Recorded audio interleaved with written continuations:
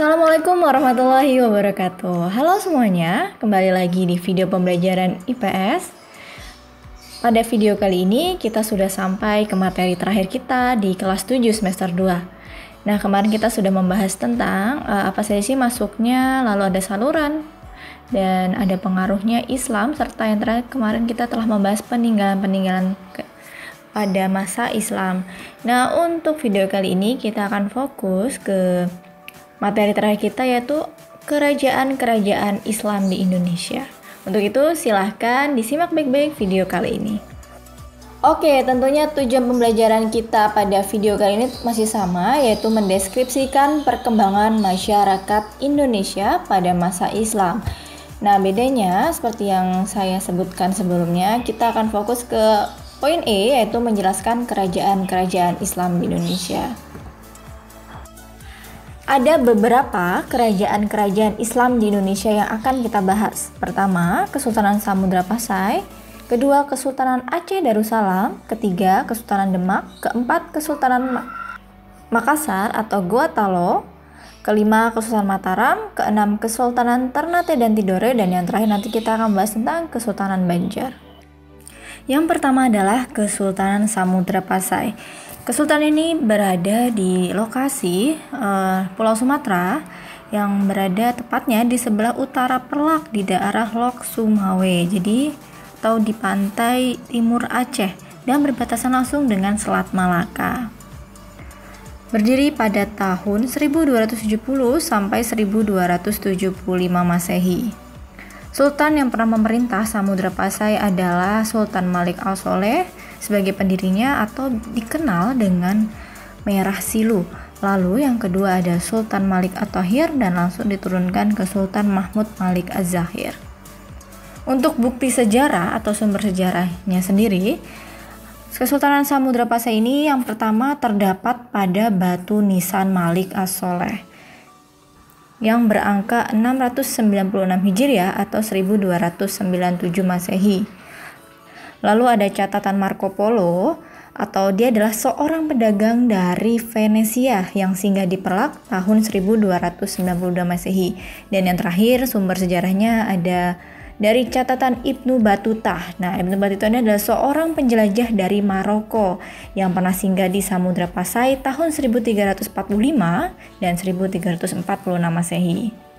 Untuk perekonomian dari Kesultanan Samudra Pasai ini yaitu terkenal akan pelayaran dan perdagangannya, karena kita ketahui lokasinya berada di Selat Malaka yang merupakan jalur perdagangan India dan Tiongkok, dengan komoditi utamanya adalah lada, sutra, kapur barus, dan lain sebagainya. Nah, untuk keagamaannya, Sultan Samudra Pasai sangat taat beragama dan menganut mazhab Syafi'i. Dan yang terakhir keruntuhannya akan Samudra Pasai yaitu karena dikuasai oleh Portugis dan akibat dari perebutan kekuasaan. Lalu adanya perang saudara sehingga pada tahun 1521 dikuasai oleh kerajaan Aceh oleh Sultan Ali Mughayat Shah. Sejak saat itu pula Samudra Pasai berada di bawah kekuasaan Kesultanan Aceh. Yang kedua adalah Kesultanan Aceh Darussalam. Jadi awal mulanya pada tahun 1511 Masehi, Portugis menguasai Malaka dan Samudra Pasai, sehingga pedagang Islam mulai mencari pelabuhan lain untuk menghindari Portugis. Nah, pelabuhan ini ditemukan di Aceh. Nah, lokasinya yaitu tepatnya di Kutaraja atau di Banda Aceh. Nah, berdiri pada tahun 1513 Masehi. Untuk sultan-sultan yang pernah berjaya atau yang pernah berada di Kesultanan Aceh ini, yang pertama yaitu kita ketahui adalah pendirinya sendiri, yaitu Sultan Ibrahim atau Ali Mughayat Shah tahun 1530 dan berhasil menguasai Delhi, Pasai, dan Arum, dan terkenal dengan komoditasnya yaitu penghasil lada dan emas. Lalu diturunkan oleh Salahuddin tahun 1528 sampai 1537 Masehi. Dan yang ketiga ada Alauddin Riyad Shah. Nah, di sini terkenal dengan menyebarkan Islam hingga ke Siak, Riau, dan Minangkabau Sumbar, menjalin hubungan dengan Turki dan di Istanbul. Nah, untuk masa kejayaannya terdapat pada raja keempat yaitu Sultan Iskandar Muda Nah, ini pada tahun 1607 sampai 1636 Masehi. Berhasil menguasai wilayah dengan semakin luas dan sebagian besar berada di Sumatera, kecuali Palembang dan Lampung, serta menguasai pesisir barat semenanjung Melayu seperti Johor dan Pahang, dan armada terbesarnya di wilayah Nusantara bagian barat. Dan yang kelima adalah Sultan Iskandar Thani. Nah, ini lebih mementingkan pengembangan di dalam negeri. Untuk perekonomian sendiri, Kesultanan Aceh Darussalam adalah penghasil perdagangan karena menjadi daerah transito dengan komoditas utama yaitu lada. Untuk keagamaannya banyak pujangga seperti Hamzah Fansuri dan terdapat ulama terkenal seperti Syekh Abdul Rauf Singkil. Nah, ini terjemahan Al-Quran dalam bahasa Melayu. Dan keruntuhannya untuk Kesultanan Aceh adalah mengalami kemunduran setelah penggantian Raja Sultan Iskandar Muda dan Sultan Iskandar Thani yang lemah karena adanya pertikaian antara golongan Turki. Kesultanan Aceh hanya dapat bertahan sampai awal abad ke-20 Masehi. Yang kita kenal sekarang peninggalan dari Aceh sendiri terlihat seperti Masjid Raya Baitur Rahman, bisa dilihat pada gambar, Benteng Indraparta, dan makam Sultan Iskandar Muda sendiri. Yang ketiga adalah Kesultanan Demak. Kesultanan ini merupakan kesultanan Islam pertama dan terbesar di pesisir Pulau Jawa. Tepatnya berada di Bintoro, dekat muara Sungai Demak, dan pusat kerajaannya terletak antara Pelabuhan Bergota dan Jepara, Jawa Tengah. Bisa dilihat pada gambar. Nah, untuk waktu berdirinya sekitar abad ke-15 tahun 1478 Masehi.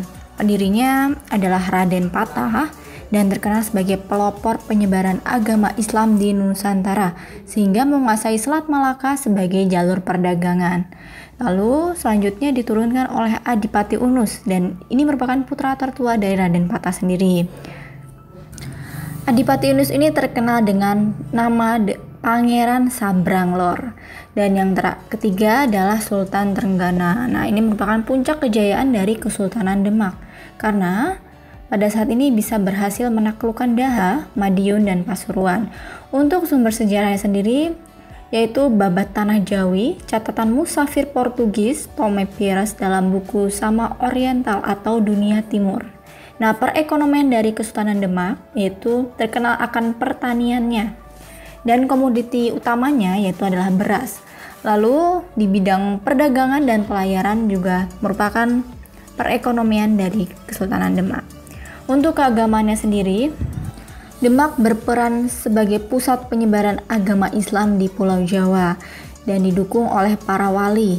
Kita ingat ya, para wali ini disebut dengan Wali Songo atau Wali 9 yang jumlahnya ada 9 dan terpencar di beberapa daerah di Pulau Jawa. Untuk keruntuhannya, jadi Kesultanan Demak ini dipicu oleh perang saudara antara Pangeran Surawiyoti dan Trenggono yang berujung saling bunuh untuk merebut tahta.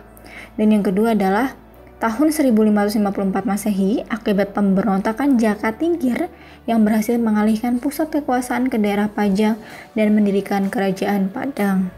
Dan peninggalan yang masih kita bisa lihat saat ini yaitu ada Masjid Agung Demak dan Pintu Bledek, Soko Tata, Soto Guru, Suguru, Dampar Kencana, dan ada situs Kolam Wudu.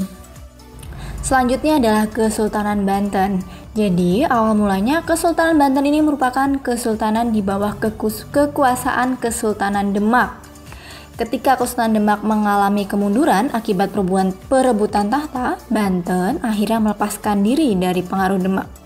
Nah, lokasinya kita lihat ada di Provinsi Banten ya, yaitu ujung dari Pulau Jawa Barat, bagian barat.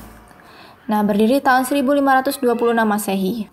Untuk sultan-sultannya adalah pertama pendirinya Sultan Maulana Hasanuddin. Dia memerintah sampai 18 tahun dan berhasil membangun pelabuhan Banten dan menguasai Lampung yang berada di Sumatera. Bisa dilihat pada gambar. Jadi kekuasaan dari Kesultanan Banten berada di Banten sendiri dan di daerah Lampung. Untuk selanjutnya Sultan kedua adalah Maulana Yusuf. ini berhasil menaklukkan kerajaan di Pakuan Bogor. Dan yang ketiga, Sultan Ageng Tirtayasa. Sultan ini merupakan sultan terkenal di Banten karena ia banyak memimpin perlawanan terhadap Belanda lantaran VOC menerapkan perjanjian monopoli perdagangan yang merugikan Kesultanan Banten. Lalu yang terakhir ada Sultan Haji atau biasa disebut dengan Abu Nasar Abdul Kohar. Jadi ini merupakan sebuah keruntuhan dari Kesultanan Banten. Untuk perekonomian sendiri, pemerintah Sultan Ageng Tirtayasa, pedagang-pedagang asing seperti Arab, Gujarat, Persia, Turki, Cina, Jepang, dan Eropa banyak berlabuh di pelabuhan Kesultanan Banten. Jadi terkenal akan pedagang-pedagang asing. Nah, langsung ke kebudayaannya, tradisi yang dipengaruhi perkembangan Islam dapat terlihat pada seni bela diri Debus. Dan keruntuhan Kesultanan Banten salah satunya dikabatkan oleh perang saudara. Jadi anak dari Sultan Ageng Tirtayasa, yakni Sultan Haji, berusaha merebut kekuasaan dari tangan sang ayah dan menjalin hubungan baik dengan Belanda. Nah, Sultan Haji ini berhasil mengalahkan kekuasaan Sultan Ageng Tirtayasa melalui bantuan VOC, sehingga Banten di bawah pengaruh VOC. Jadi adanya pengkhianat ya, sehingga terjadilah keruntuhan di Kesultanan Banten. Lalu peninggalannya yang masih terlihat saat ini adalah adanya Masjid Agung Banten, lalu adanya Istana Keraton Kaibon, dan Istana Sorosowan. Baiklah, untuk video kali ini kita cukupkan dahulu. Nanti kita lanjut di part 2 tentang kerajaan-kerajaan Islam di Indonesia. Untuk itu, sampai jumpa. Terima kasih. Wassalamualaikum warahmatullahi wabarakatuh.